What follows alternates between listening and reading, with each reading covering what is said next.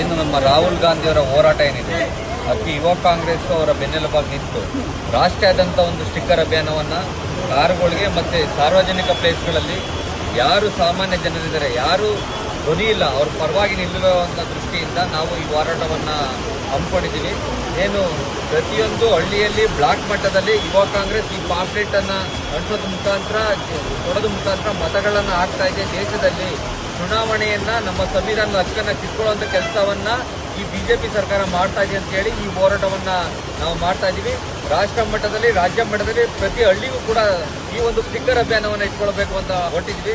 ಏನು ಓಟ್ ಇದೆ, ನಮ್ಮ ಹಕ್ಕಿದೆ, ಅದನ್ನ ಕಳ್ಳತನ ಮಾಡೋದನ್ನ ನಿಲ್ಲಿಸಿ ಅಂತ ಹೇಳ್ತಾ ಇದೀವಿ. ಏನು ಮಹದೇವಪುರದಲ್ಲಿ ಯಾವ್ಯಾವ ರೀತಿ ಕಳ್ಳತನ ಆಗಿದೆ ಅಂತ ರಾಹುಲ್ ಗಾಂಧಿಯವರು ರಾಷ್ಟ್ರ ಮಟ್ಟದಲ್ಲಿ ಒಂದು ಪ್ರೆಸ್ ಮೀಟ್ ಅನ್ನ ಮಾಡಿ ವಿವರಣೆಯನ್ನ ಕೊಟ್ಟಿದ್ದಾರೆ. ಆ ರೀತಿ ಕಳ್ಳತನವನ್ನು ಮಾಡ್ತಾ ಇದ್ದಾರೆ. ಪ್ರತಿ ಅಸೆಂಬ್ಲಿಯಲ್ಲೂ ಈ ರೀತಿ ಕಳ್ಳತನವನ್ನು ಮಾಡ್ತಾ ಇದ್ದಾರೆ.